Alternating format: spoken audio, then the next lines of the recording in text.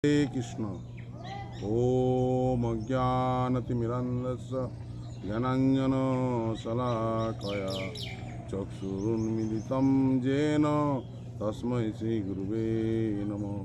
नमो विष्णुपादाय कृष्णप्रेष्ठाय भूतले श्रीमते जयपताका स्वामिनीति नामिने। नमो आचार्यपादाय निताय कृपापदायिने गौरकथा दामोदाय नगरगामोतारिणी वंशाकल्पतरुवश्च कृपा सिन्धुभैव च पतितानां पावनेभ्यो वैष्णवेभ्यो नमो नमः। वंशाकल्पतरुवश्च कृपा सिन्धुभैव च पतितानां पावनेभ्यो वैष्णवेभ्यो नमो नमः। ओम नमो भगवते वासुदेवाय। ओम नमो भगवते वासुदेवाय। ओम नमो भगवते वासुदेवाय। हरे कृष्ण। तो आज के আমরা ভগবদ্গীতা থেকে ভগবদ্গীতার প্রাথমিক কিছু জ্ঞান সম্বন্ধে আলোচনা করব। তারপর ধারাবাহিকভাবে প্রথম অধ্যায়, দ্বিতীয় অধ্যায়, তৃতীয় অধ্যায়, এভাবে যে গীতার যে 18টি অধ্যায়, সবকটি অধ্যায়ই আমরা আলোচনা করব।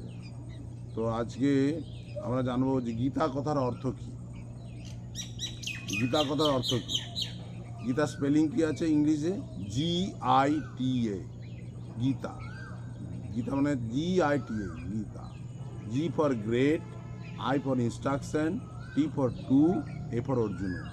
মহান উপদেশ যে অর্জুনকে দেওয়া হয়েছিল সেটা হচ্ছে গীতা। বাংলা যদি লিখি গীতা, গয় দীর্ঘী ত, গীত আকারে। তো ভগবান শ্লোকগুলো বলেছিলেন গীতের আকারে। তো এই গীতা হচ্ছে এই ভগবদ্গীতা যথাযথ প্রভুপাদ রচনা করেছেন। এগুলো ভগবান যে গীতার শ্লোকগুলো বলেছেন সেগুলো গীতের আকারে। 18 অধ্যায় 700 শ্লোক ভগবান গীতের আকারে বলেছেন, তাই হচ্ছে গীতা। গীতা তো গীতার আবার অনেকে অন্যরকমভাবে ব্যাখ্যা করেন। অয় গভীর, দীর্ঘ ঈশ্বরীয়, তয় তত্ত্ব, আয় আলোচনা। বিভিন্ন ব্যাখ্যা হতে পারে, কিন্তু সঠিক ব্যাখ্যাটি হচ্ছে গীতের আকারে। সর্বস্ব চাহ মিলি সন্নিবিষ্ট মত্ত স্মৃতিজ্ঞান অপহনঞ্চ বেদেশ সর্বই অহমেদ বিদ্যা বেদান্ত কিদ্বেদ বিদেব চাহম। হ্যাঁ, ভগবানের সুন্দর গানের আকারে 18 অধ্যায় শ্লোকগুলো বলেছেন। গীতায় কটি অধ্যায় আছে? গীতায় 18টি অধ্যায় আছে। গীতায় মোট 18টি অধ্যায় আছে। কতগুলি শ্লোক আছে? 700 শ্লোক আছে গীতায়। মোট 700 শ্লোক আছে। হ্যাঁ, কে কতগুলি শ্লোক বলেছে না? ধৃতরাষ্ট্র বলেছে 1টি শ্লোক, সঞ্জয় বলেছে 24টি শ্লোক, অর্জুন বলেছেন সঞ্জয় বলেছেন 40টি শ্লোক, অর্জুন বলেছেন 85টি শ্লোক, ভগবান শ্রীকৃষ্ণ বলেছেন 574টি শ্লোক। তো যোগ করলে পেয়ে যাবেন মোট 700 শ্লোক আছে। ধৃতরাষ্ট্র 1, সঞ্জয় 40, অর্জুন 85, ভগবান 574, মোট 700 শ্লোক গীতায় আছে। কটি অধ্যায় আছে? 18টি অধ্যায় আছে। 18টি অধ্যায়ের নাম কি কি? প্রথম অধ্যায় বিষাদ যোগ, দ্বিতীয় অধ্যায় সাংখ্যযোগ, তৃতীয় অধ্যায় কর্মযোগ, চতুর্থ অধ্যায় কর্মসন্ন্যাস যোগ, চতুর্থ অধ্যায় জ্ঞান যোগ। তারপর 18টা অধ্যায় আছে। প্রথম অধ্যায় হচ্ছে বিষাদ যোগ, দ্বিতীয় অধ্যায় হচ্ছে সাংখ্যযোগ, তৃতীয় অধ্যায় হচ্ছে কর্মযোগ, চতুর্থ অধ্যায় জ্ঞান যোগ, পঞ্চম অধ্যায় কর্মসন্ন্যাস যোগ, ষষ্ঠ অধ্যায় ধ্যান যোগ, সপ্তম অধ্যায় বিজ্ঞান যোগ, অষ্টম অধ্যায় অক্ষরব্রহ্ম যোগ, নবম অধ্যায় রাজগুহ্য যোগ, নবম অধ্যায় রাজগুহ্য যোগ, দশম অধ্যায় বিভূতি যোগ, একাদশ অধ্যায় বিশ্বরূপ দর্শন যোগ, দ্বাদশ অধ্যায় ভক্তি যোগ, আর ত্রয়োদশ অধ্যায় হচ্ছে প্রকৃতি বিবেক যোগ, এবং চতুর্থ অধ্যায় গুণোত্তর বিভাগ যোগ, পঞ্চদশ অধ্যায় পুরুষোত্তম যোগ, এবং ষোড়শ অধ্যায় দৈবাসুর সম্পাদ বিভাগ যোগ, এবং সপ্তম অধ্যায় শ্রদ্ধাত্ম বিভাগ যোগ, এবং অষ্টাদশ অধ্যায় হচ্ছে মোক্ষ যোগ। এই টোটাল 18টি অধ্যায় আছে, 700 শ্লোক আছে। তো প্রথম অধ্যায় না বিষাদ যোগ। প্রথম অধ্যায় বিষাদ যোগ কেন? তো প্রথম অধ্যায় বিষাদ যোগ কেন? প্রথম অধ্যায় কোন শ্লোক দিয়ে শুরু হচ্ছে? প্রথম অধ্যায় শুরু হচ্ছে, এই ধৃতরাষ্ট্র বলছেন ধর্মক্ষেত্রে ধৃতরাষ্ট্র উবাচ ধর্মক্ষেত্রে কুরুক্ষেত্রে সমবেতা যুজুৎসব মামকা পাণ্ডবশ্চৈব কিং কর্তব্য সঞ্জয়। তারপরে প্রভাত খুব সুন্দর গীতার গান লিখেছেন, ধর্মক্ষেত্রে কুরুক্ষেত্রে হইয়া একত্র যুদ্ধগামী মমভূত পাণ্ডব সর্বত্র কি করিল তারপর কত সঞ্জয়। ধৃতরাষ্ট্র জিজ্ঞাসা হয়ে সন্দিগ্ধ হৃদয়। ধৃতরাষ্ট্র জিজ্ঞেস করলেন, হে সঞ্জয়, ধর্মক্ষেত্রে কুরুক্ষেত্রের যুদ্ধ করার মানুষে সমবেত হয়ে আমার পুত্রের পাণ্ডবতার দাবি কী করলেন? তো কুরুক্ষেত্রের রণাঙ্গনে যুদ্ধ শুরু হয়ে গেছে, শুরু হবে। এমত অবস্থায় দুই দল উপস্থিত হয়েছেন, কুরুক্ষেত্র কৌরব এবং পাণ্ডবেরা। তো অর্জুন ভগবান শ্রীকৃষ্ণকে বললেন যে, হে কৃষ্ণ, তুমি আমার রথকে উভয় সেনার মধ্যে নিয়ে চলো। আমি দেখতে চাই কারা কারা যুদ্ধ করতে এসেছেন।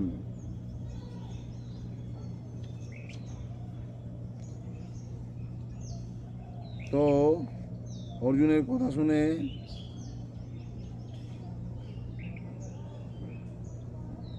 এই যে বললেন 24 নম্বর শ্লোকে বলছেন, সঞ্জয় উবাচ এবং মুক্ত হৃষিকেশ গুড়াকেশন ভারত সেনয়া উভয় মধ্য স্থাপিয়তা উত্তমম। হ্যাঁ, অর্জুন প্রথমে বললেন, কি বললেন অর্জুন? অর্জুন বললেন যে যুদ্ধকামী গণে আজি নিরীক্ষব আমি দুর্বুদ্ধি রাষ্ট্রের জন্য যুদ্ধকামী দুর্বুদ্ধি যেমন পুত্রকে সন্তুষ্ট করার মানুষে এখানে যুদ্ধ করতে এসেছে, তাদের আমি দেখতে চাই। তখন এই কথা শুনে অর্জুন বলে, সেই কথা শুনিয়া আইছি কেশ ভগবান উভয় সেনার দিকে হইল আগুয়ান। উভয় সেনার মধ্যে রাখিল অর্থোত্তম হইতে লাগিল কৃষ্ণ হইয়া সম্ভ্রম। ও সঞ্জয় বললেন, হে ভারত, অর্জুন কর্তৃক এইভাবে আদিষ্ট হয়ে শ্রীকৃষ্ণ তার উত্তম রথটি চালিয়ে উভয় পক্ষে সেনাদের মাঝখানে স্থাপন করলেন। আর যখনই সেনাদের মাধ্যমে স্থাপন করলেন, সেখানে দেখছেন দেখে পার্থ সমবেত ধার্তরাষ্ট্রগণ বিষ্ণুদম প্রমুখত যত যোদ্ধাগণ ভীষ্ম দ্রোণ প্রমুখ পৃথিবীর অন্য সমস্ত নৃপতিদের সামনে ভগবান ঋষিকেশ বললেন, হে পার্থ, এখানে সমবেত সমস্ত কৌরবদের দেখো। কৌরবদের দেখতে বললেন, আর সেই কৌরবদের দেখছেন অর্জুন। তারপর দেখে পার্থ যুদ্ধ পিতৃগণ আচার্য মাতুল্লাদি পিতৃসমহন, দেখে পুত্র পুত্রাদিক যত সখাজন আর সব বহু লোক আত্মীয় স্বজন শ্বশুরাদি কুটুম্বীয় নাই পরাপর উভয় পক্ষে সৈন্য হল সে অপার। তখন অর্জুন দেখছেন সেখানে অর্জুন উভয় পক্ষে সেনাদের মধ্যে পিতৃব্য পিতামহ আচার্য মাতুল ভ্রাতা পুত্র পৌত্র শ্বশুর মিত্র শুভাঙ্গীদের উপস্থিত দেখতে পেলেন। আর এই দেখে অর্জুনের কি অবস্থা হলো?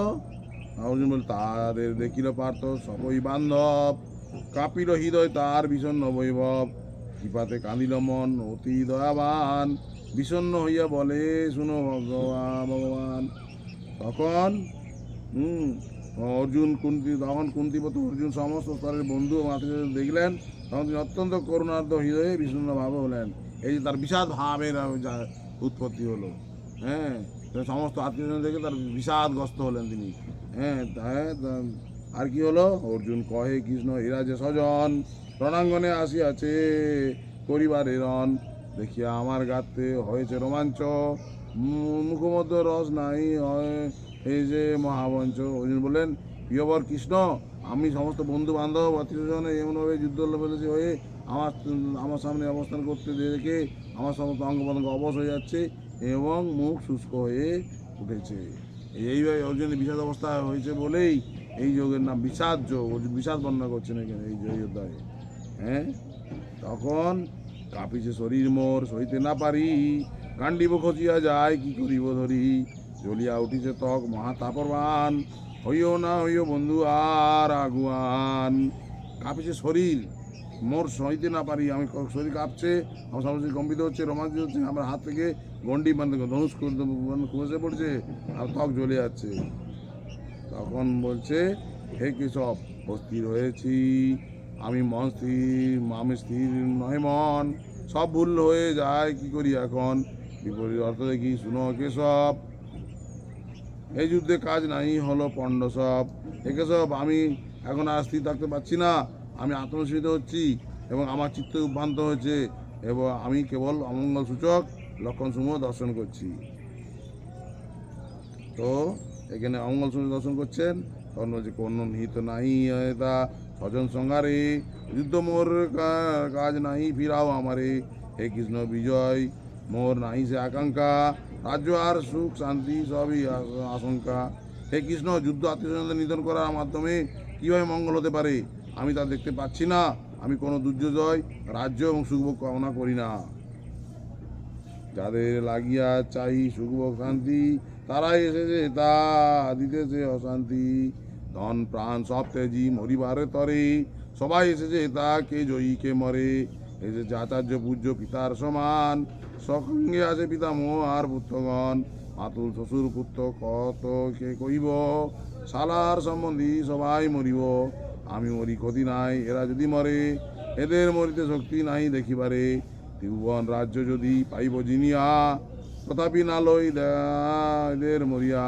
ধৃতরাষ্ট্রগণ মরি কিবা প্রীতি হবে, জনার্দন তুমি কৃষ্ণ আপনি কহিবে।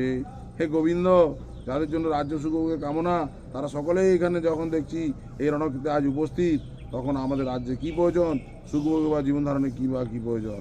হে মধুসূদন, যখন আচার্য পিতৃব্য পুত্র পিতামহ মাতুল শ্বশুর পত্র শালক আত্মীয় স্বজন সকলেই প্রাণ ও ধনাদির আশা পরিত্যাগ করে আমার সামনে উপস্থিত হয়েছেন, তখন আমি তাদের হত্যা করতে চাইব কেন? এমনকি তারা যদি আমাকে বধও করে, জনার্দন এই জগতের কি কথা, এমনকি জীবনের বিনিময়ে আমি যুদ্ধ করতে প্রস্তুত নই। ধৃতরাষ্ট্রের পুত্রদের হত্যা করার চেয়ে আমার কি সন্তোষী বা লাভ করব? তারপর কি বলছেন? তারপর বলছে এদের মারিলে মাত্র পাপ লাভ হবে, এমন বিপক্ষ শত্রু কে দেখেছে কবে। এত এই রাষ্ট্রগণ সবান্ধব হয়, উচিত না হয় কার্য তাদের ক্ষয়। স্বজন মারিলে বল কেবা সবে সুখী, সুখলেশ নাই মাত্র হব শুধু দুঃখী। এই ধরনের আত্মীয়দের বধ করলে মহাপাপ আমাদের আচ্ছন্ন করবে। তাই বন্ধু বান্ধব ধৃতরাষ্ট্রপুত্রদের সংহার করা আমাদের পক্ষে অবশ্যই উচিত হবে না। হে মাধব, আত্মীয়স্বজন হত্যা করায় আমাদের কি লাভ হবে? তার ফলে আমরা কেবলই কেমন করে সুখী হতে বা সুখী হব? তারপরে কি বলছেন? যদ্যপি এরা নাই দেখে অভিজন, কুলক্ষয় মৃত দোষ সব অলক্ষণ। এসব পাপের রাশি কে বইতে পারে, বুঝিবে তুমি তো সব বুঝিয়াবে আমারে।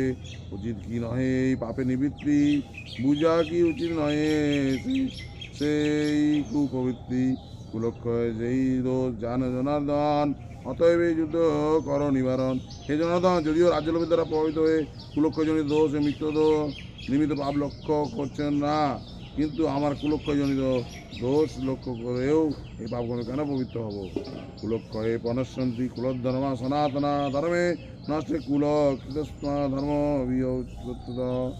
কুলক্ষয়ে কলুষিত ধর্ম সনাতন ধর্ম, ধর্ম নষ্টে প্রাদুর্ভাব হইবে অধর্ম। অধর্মের প্রাদুর্ভাব কুল নারীগণ, পতিতা হইবে সব করণ বেশন। অর্জুন ভগবান কি বোঝাচ্ছে? হ্যাঁ, যে ভগবান কৃষ্ণ, হে জনার্দন, এইভাবে যদি আমরা যুদ্ধ করি তাহলে কী হবে? কুলক্ষয় হয়ে যাবে, কুলসিত সনাতন ধর্ম কলুষিত হবে, ধর্ম নষ্টের প্রাদুর্ভাব হবে, অধর্ম প্রাদুর্ভাব হবে, অধর্মের প্রাদুর্ভাবে কুল নারীগণ। হে কৃষ্ণ, এই কুলে অধর্মের প্রাদুর্ভাব হলে কুলবধূগণ কুলসিত হয়ে পড়বে এবং এই বাসনীয় কুলস্ত্রীগণ অশ্রিত হয়ে অবাঞ্ছিত পর্যায়পূর্ণ হবে। দুষ্ট স্ত্রী হইলে জন্ম বর্ণশঙ্কর দল, বর্ণশঙ্কর হলে সব নরকের ফল। সেই যে কারণ হয় বর্ণশঙ্করের, কুলক্ষয় কুলক নানি সেই অপরের। বর্ণশঙ্করের উৎপাদন বৃদ্ধি হলে কুল ও কুলঘাতকেরা নরকগামী হয়। সেই কুলে পিণ্ডদান ও তর্পণলোক পায়, ফলে পিতৃপুরুষরাও নরক অধঃপতিত হয়। হ্যাঁ, তারপরে কি বলছেন? নরকে পতন হয় লুপ্তপিণ্ড জন্য, তরিবার নাই কোনো উপায় সে অন্য। কুলধর্মে নষ্টকারী বর্ণশঙ্কর ফলে, শাশ্বত জাতি ধর্ম উৎসাদিত হলে। যারা কুকর্মের মাধ্যমে বংশের ঐতিহ্য নষ্ট করে এবং তার ফলে অবাঞ্ছিত সন্তানের সৃষ্টি করে, তাদের সেই দোষের ফলে সর্বপ্রকার ধর্ম ও কুলধর্ম বিনাশ প্রাপ্ত হয়। নরকে নিয়ত বাস সে মনুষ্য হয়।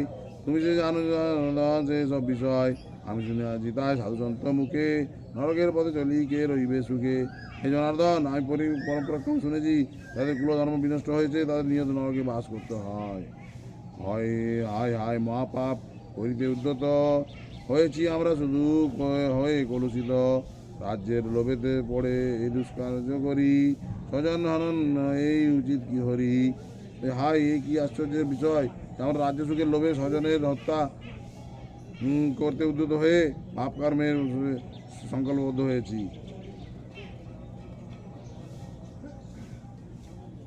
তারপরে কি বলছেন, যদি রাষ্ট্রগণ আমাকে মারিয়া এই রণের রাজ্য লয় অসুস্থ বুঝিয়া, সেও ভালো মনে করি যুদ্ধে সে অপেক্ষা বিনা যুদ্ধে সেই আমি করিব প্রতীক্ষা। প্রতিরোধ এই তো নিরস্ত অবস্থায় আমাকে যদি কেউ শাস্ত্রধারী ধৃতরাষ্ট্রপুত্ররা যুদ্ধে বধ করে তাহলে আমি অবিত্ত মঙ্গল করবো, মঙ্গলই হবে। যুদ্ধ করতে চাইছে না, বলছে যদি তারা ধৃতরাষ্ট্রের গণেরা কৌরবেরা আমাকে নিরস্ত অবস্থায় হত্যাও করে তাও আমার হয়তো মঙ্গলই হবে। এই কথা বলিয়া পার্থ নিশ্চল বসিল, রথবস্ত যুদ্ধ মধ্য অস্ত্র চেতেছিল। শোকেতে উদ্বিগ্ন অর্জুন সদয়, শোকেতে উদ্বিগ্ন মনা অর্জুন সদয়।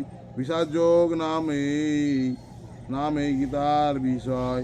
সঞ্জয় কইলেন, রণক্ষেত্রে এই কথা বলে অর্জুন তার ধনুষ্মান ত্যাগ করে শোকে ভারাক্রান্ত চিত্তে রথপরি করলেন। ভক্তিবেদান্ত গীতার গান শুনে যদি শুদ্ধ ভক্ত কৃষ্ণগত প্রাণ। এখানে কুরুক্ষেত্র রণাঙ্গনে সেনা পর্যবেক্ষণ বিষয়ক বিষাদযোগ নামক শ্রীমদ প্রথম অধ্যায় সমাপ্ত। তো প্রথম অধ্যায়ে আমরা জানতে পারলাম যে অর্জুন উভয় সেনার মধ্যে রথ স্থাপন করতে বললেন ভগবানকে। ভগবান উভয় সেনার মধ্যে রথ স্থাপন করলেন এবং দেখলেন যে সমস্ত তার আত্মীয় স্বজনরা যুদ্ধ করতে এসছেন। তখন অর্জুন বিভিন্ন কারণ দেখালেন ভগবানকে যে আমি যুদ্ধ করব না, যুদ্ধ করলে কুলক্ষয় হবে, কুলনারীগণ সুদচ্ছুত হবে, অনেক পাপ করে ফল ভাগী হতে হবে, তাই আমি যুদ্ধ করবো না। শেষ পর্যন্ত অর্জুন গণ্ডীব রেখে রথের মধ্যে বসে পড়লেন। এইটি হচ্ছে প্রথম অধ্যায়ের বিষয়বস্তু, প্রথম আলোচ্য বিষয়। প্রথম অধ্যায়ের একটা সুন্দর পদ্মপুরাণে দেবাদিদেব শিব পার্বতীকে খুব সুন্দর প্রথম অধ্যায়ের একটা মাহাত্ম্য বলেছেন। সেই মাহাত্ম্যটা আপনাদের আজকে আমি বলবো। এই প্রথম অধ্যায়ের কি পদ্মপুরাণে দেবাদিদেব শিব কর্তৃক ভগবদ্গীতার মহিমা কীর্তন এই যে সুন্দরভাবে ভগবান এই যে ভগবদ্গীতার মাহাত্ম্য একটা বই আছে, এই মাহাত্ম্য বইটা আপনারা কিনতে পারবেন মাত্র 60 টাকা 65 টাকা দাম।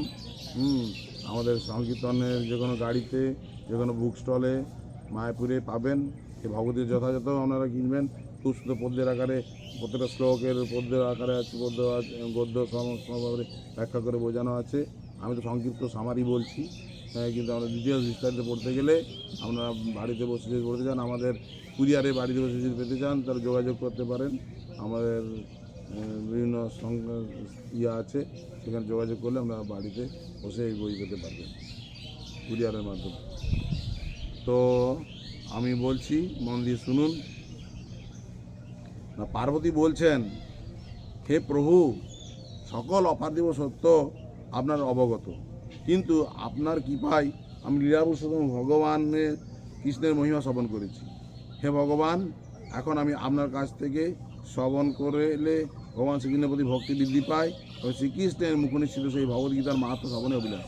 পার্বতী বলছেন, আপনার শ্রীমুখ থেকে শ্রবণ করলে পার্বতী শিবের মুখ থেকে কৃষ্ণের প্রতি ভক্তি বৃদ্ধি পায় এবং শ্রীকৃষ্ণের মুখনিশ্চিত সেই ভগবদ্গীতার মাহাত্ম্য তিনি শ্রবণ করতে এখন চাইছেন। তো শিব বলছেন, এবারে শিব বললেন, কী বলছেন, জলদ মেঘবর্ণ যার রূপ, পক্ষীরাজ গরুর যার বাহন, অনন্ত শেষ সহস্র ফণা বিশিষ্ট নাগ যার শয্যা, সেই অপার মহিমা মণ্ডিত ভগবান বিষ্ণুকে আমি সর্বদা উপাসনা করি। প্রিয় পার্বতী, একদা মূর দৈত্যকে বধ করার পর ভগবান বিষ্ণু যখন অনন্ত শয্যায় বিশ্রাম করছিলেন, শয্যায় শান্তিতে বিশ্রাম করছিলেন, তখন বিশ্বের এক ঐশ্বর্য প্রদানকারী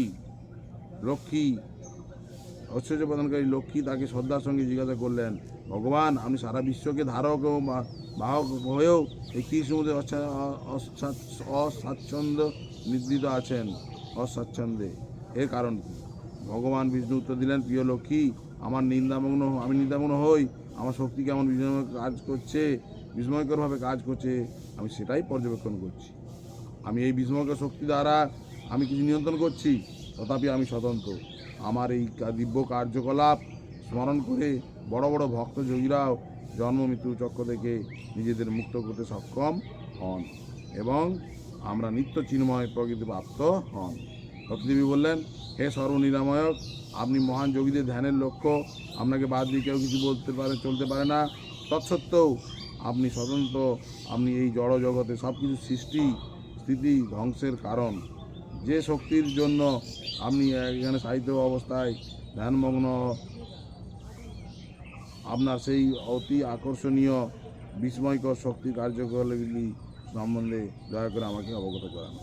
ভগবান বিষ্ণু বললেন, প্রিয় লক্ষ্মী, আমার সেবায় যারা প্রবণতা আছে, সে আমার বহুবিধ কর্মশক্তি এবং কীভাবে এই জনমৃত্যুর বন্ধন থেকে মুক্ত হয়ে বিশুদ্ধ বুদ্ধি দ্বারা আমার নিত্য প্রকৃতির অবস্থান প্রকৃতি সম্বন্ধে জানা যায়, তা উপলব্ধি করতে পারে। শ্রীমদ্ ভগবদ্গীতার এই দিব্য জ্ঞানের কথা বিশদে ব্যাখ্যা করা হয়েছে। শ্রীমদ্ ভগবদ্গীতায় দিব্যজ্ঞান ব্যাখ্যা করেছে। তাই লক্ষ্মীদেবী বললেন, হে প্রিয় প্রভু, আপনি যদি আপনার কর্মশক্তিতে আপনি বিস্মৃত এবং শক্তির পরিমাপ করতে সদাই যথেষ্ট, তাহলে ভগবদ্গীতার পক্ষে আপনার সেই অসীম শক্তির পরিমাণ কীভাবে করা সম্ভব এবং কীভাবে এই সব অতিক্রম করে আপনার চিন্ময় প্রকৃতি লাভ করা যাবে। ভগবান বিষ্ণু বললেন, আমি নিজে ভগবদ্গীতা রূপে প্রকাশিত হয়েছি। গীতার প্রথম 5টি অধ্যায় আমার 5টি মস্তক, পরে 10টি অধ্যায় আমার 10টি বাহু এবং 16 অধ্যায় হচ্ছে আমার উদর, এবং শেষ অধ্যায় 2টি হলো আমার চরণ। এইভাবে ভগবদ্গীতার বিগ্রহকে বুঝতে হবে। ভগবদ্গীতাকে সর্বপাপ নাশক। কোনো বুদ্ধিমান ব্যক্তি যদি প্রতিদিন গীতার একটি অধ্যায় বা একটি শ্লোক বা অর্ধশ্লোক বা অন্তত 100 শ্লোক আবৃত্তি করে, তবে তার সুরশর্মার মতো একই গতি হবে। লক্ষ্মীদেবী বললেন, সুরশর্মা কে ছিলেন না, সে কোন শ্রেণীর অন্তর্গত এবং তার কী গতি হয়েছিল? তখন ভগবান বিষ্ণু বললেন, প্রিয় লক্ষ্মী, সে একজন অতি দুষ্ট এবং খুব পাপী লোক ছিল। সে একটি ব্রাহ্মণ পরিবারে জন্মালেও সেই পরিবারে কারো কোনো বৈদিক জ্ঞান ছিল না। অন্যকে আঘাত করেই শুধু আনন্দ পেত। সে কখনো আমার নাম জপ করতো না, কোনো দান ধ্যান বা কোনো অতিসৎকার করতো না। প্রকৃতপক্ষে সে কখনো কর্ম সম্পাদন করেনি। জীবিকা নির্বাহের জন্য সে শাক পাতা সংগ্রহ করতো এবং সেগুলি বাজারে বিক্রি করতো। সে মদ মাংস ভক্ষণ করতো, এভাবে সে জীবনযাপন করতো। একদিন সেই নির্বল সুশর্মা এক মুনির বাগানে শাক পাতা সংগ্রহ করতে গেলে এক সর্প তাকে দংশন করে সে মারা যায়। মৃত্যুর পর তাকে বিভিন্ন নরকে নিক্ষেপ করা হয়। সেখানে সে বহুদিন কষ্ট ভোগ করে। তারপর সে একটি ষাঁড় দেহ প্রাপ্ত হয়। একজন ঘোড়া ষাঁড় লোক সে ষাঁড়টি কিনে তার কাজে লাগায়। প্রায় 7-8 বছর পর সে খুব ভারী বোঝা বহন করে। একদিন ঘোড়া লোকটি তার ষাঁড়ের পিঠে খুব ভারী বোঝা চাপালে ষাঁড়টি দ্রুত হাঁটতে সে বাধ্য করায়। হঠাৎ শেষ করে ষাঁড়টি পড়ে গিয়ে অজ্ঞান হয়ে গেল এবং অনেক লোক ঘটনাটি দেখতে জড়লো। ষাঁড়ের জন্য দুঃখ প্রকাশ করে এক ধার্মিক ব্যক্তি তার কিছু ধর্মের ফল ষাঁড়টিকে দান করল। সেই দিকে দাঁড়িয়ে থাকা অন্যান্য লোকেরা তাদের ধর্মের কথা স্মরণ করে শুরু করে দিল এবং তাদের কিছু পূর্ণ ফল ষাঁড়টিকে দান করল। সেই ভিড়ের মধ্যে একজন বেশ্যাও ছিল। সে কখনো কোনো পুণ্য কাজ করেনি বলে জানতো না, কিন্তু প্রত্যেকে ষাঁড়ের তার পুণ্যফল দান করতে দেখে কখনো যদি সে পুণ্যকর্ম করে থাকে তবে তার সেই ফলও সে ষাঁড়টিকে অর্পণ করলো। এরপরে ষাঁড়টি মারা গেল। মৃত্যুর দেবতা যমরাজ আলয়ে তাকে নিয়ে আসা হলো। সেখানে যমরাজ জানলো বিশ্বাসী তার পুণ্যফল তোমাকে দান করার তুমি এখন পূর্বকৃত পাপকর্মের প্রতিকারী মুক্ত। এরপর তার প্রকৃত সংস্কৃতি সম্পন্ন ব্রাহ্মণ পরিবারে জন্মগ্রহণ হলো। সবাই পুণ্যকর্ম দেওয়ার ফলে এবং একটি বিশ্বাসও তার পুণ্যকর্ম দেওয়ার ফলে ষাঁড়টির মৃত্যু হলো। এবং ষাঁড়টির মৃত্যু হওয়ার ফলে ষাঁড়টি জমালয়ে নিয়ে গেল। জমালয়ে তার বৈদিক সংস্কৃতি সম্পন্ন ব্রাহ্মণ পরিবারে জন্ম হলো। জমালয়ে আবার এবং পূর্বজন্মের কথা স্মরণ করতে পারত। অনেকদিন পর তাকে নরকীয় অবস্থা থেকে মুক্তির কারণ সে বেশ্যাটি তাকে খুঁজে বার করলো, নষ্ট করলো। খুঁজে পাওয়ার পর বেশ্যাটির কাছে সে তার পরিচয় দান করে জিজ্ঞাসা করলো, কী এমন পূর্ণ কাজ তুমি করেছিলে যার ফলে তুমি আমাকে আমার নরকীয় অবস্থা থেকে মুক্তি দিয়েছো? বেশ্যাটি উত্তর দিল, হে মশাই, এই খাঁচায় মধ্যে একটি তোতা পাখি আছে। সে রোজ কিছু আবৃত্তি করে, আর আবৃত্তি শুনে আমার মন সম্পূর্ণ বিশুদ্ধ হয়েছে। সেই আবৃত্তি শোনার ফল আমি তোমাকে দিয়েছি।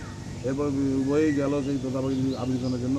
তখন তোতা পাখিটি তার পূর্ণ জীবনের কথা স্মরণ করে তার ইতিহাস শুরু করে বলল, ইতিহাস শুরু করলে বসে বলল, পূর্ব জীবনে আমি একজন পণ্ডিত ব্রাহ্মণ ছিলাম, অহংকারবশত আমি সেই অন্য সকল পণ্ডিতদের বিদ্রুপ করতাম।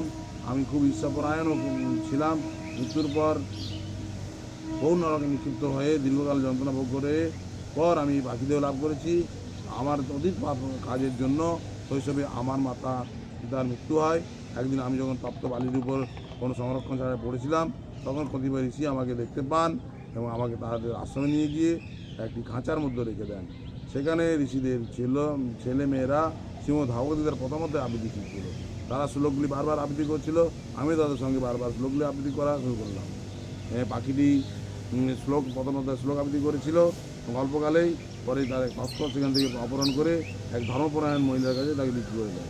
ভগবান বিষ্ণু বলতে লাগলেন, ভগবদ্গীতার প্রথমত আবৃত্তি করে তোতা পাখিটি সম্পূর্ণরূপে শুদ্ধ হয়েছিল। আবৃত্তি শুনে সেই বেশ্যাটিও পূর্ণরূপে শুদ্ধ হয়। তার আবৃত্তি শোনার কিছু পূর্ণফল লাভ করে সুশর্মা সম্পূর্ণরূপে বিশুদ্ধ হয়ে গেল।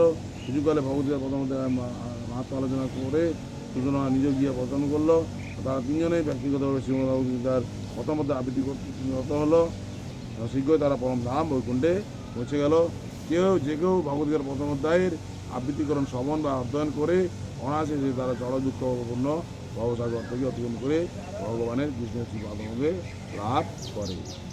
এইখান থেকে আমরা জানতে পারলাম যে প্রথম অধ্যায় গীতা মাহাত্ম শ্রবণ যদি আমরা করি, একটা শ্লোক বা অর্ধ শ্লোক বা চতুর্থ শ্লোক এবং গীতার যদি প্রতিদিন পাঠ করি, তাহলে কি আমরা এই জড় জগৎ দুঃখবর্ধন থেকে মুক্ত হয়ে অচিরে ভগবদ্ধামে ফিরে যেতে পারবো।